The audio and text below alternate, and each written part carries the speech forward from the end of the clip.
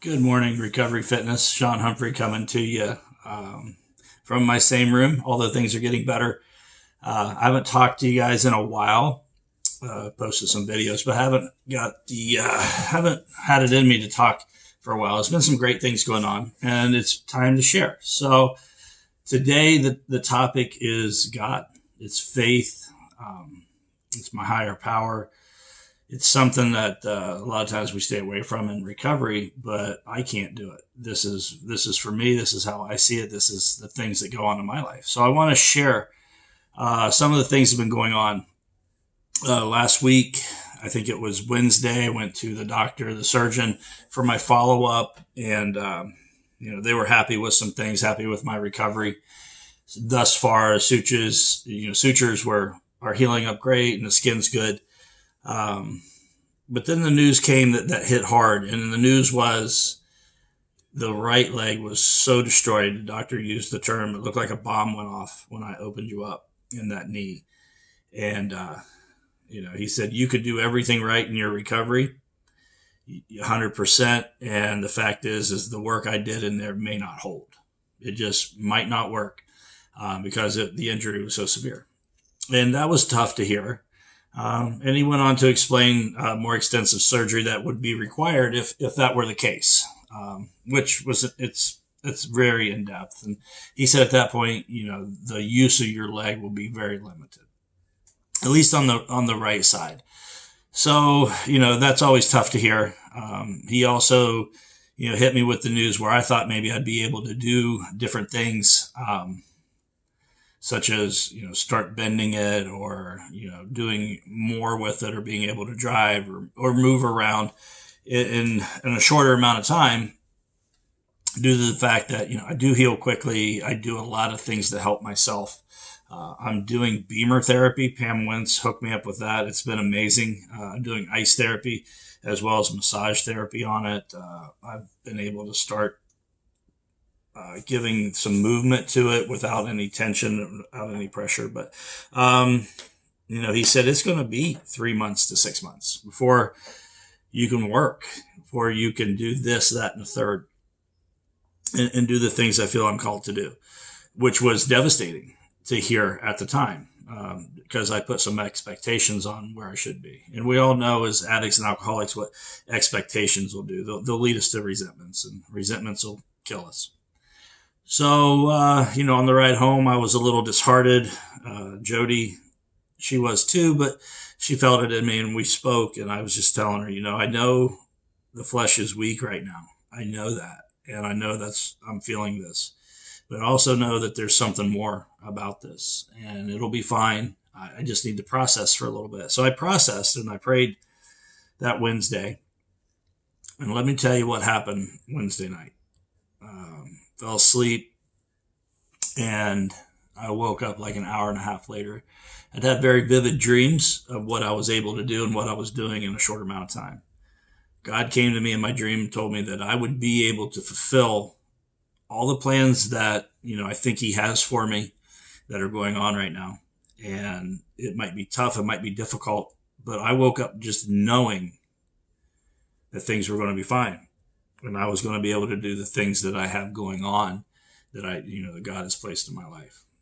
So since then, here's what's happened. Pain in my knee has pretty much been gone. I'm just taking some ibuprofen and stuff, something for nerve pain, but no pain medication. I'm barely taking what I'm taking with ibuprofen. Some days I don't take any.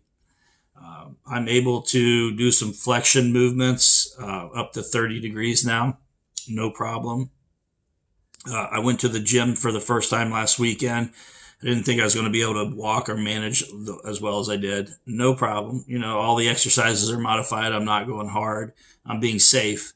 But, the doctor's like, no way, you won't be able to do that. You'll be in too much pain, or you won't be able to get around. It's too dangerous. I found a way to drive. So I can get in my car and drive. I can't drive for long periods of time because it does ache on the knees. But the way my car's set up, I can do it. So what's going on in my life? Through the grace of God, I'm able to go to the gym and exercise. I'm able to drive, which helps me get to people. I've had numerous people reach out to me maybe not even reach out to me, but God placed in my life where I've been able to help them and speak with them about recovery fitness and what we do and offer hope. And it's been an absolute, I would say crazy, but it's not crazy, but it's a wild experience when you have a dream, you wake up after being told something and you know it's going to be not that way. You know you can do it. You know, the message has been given to you, and it was given to me. I'm working on some big things with recovery fitness right now. I just got hired at Hope Valley to do the weekend group facilitating. That's exciting news. You know, a lot of things are falling into place, and that's all due to God in my life, and just having that faith. You know, sometimes it's easy to get down. I do it. I get depressed. I have all these things, and you know, we'll call them demons that I battle. But you know, through my faith and through the constant practice of prayer and meditation, I'm able, not me, God's able to give that to me so I can overcome. That's just all there is to it. There's nothing short of Him doing the work. You know, I'm an addict and alcoholic, and I have two problems. I have a mental obsession and I have a physical allergy that creates craving. And they pumped me full of stuff, and then they sent me home with some narcotics. And I was cautious. I didn't want to take them. I was aware of that, but that's not disregard the fact that that stuff went into my system, and through the program of AA, which I believe is, has divine intervention and how that came about. But I've been able to be spiritually fit and not have cravings like an addict or alcoholic would once we take that first drink, because I feel like I'm spiritually fit. So I had to process some things. Sure. Did I start craving it? Yeah. I couldn't wait to get the next one at times, but I didn't. But my mind was there, my mind was there, and I was actively pushing it off. I was even, blessed so much that after the injury, they took me to the hospital and taking pain medication until the surgery. I sat there for 15 hours. I refused it, and I was fine. I was able to suffer through it, and suffer was maybe the right word, but it was all part of a purpose of me becoming stronger mentally, physically, emotionally, spiritually. The 4 pillars of health, as Recovery Fitness calls it. We do these things in the gym to test ourselves, to push ourselves, to get out of our comfort zones. And that's exactly what we need when we're faced with adversity.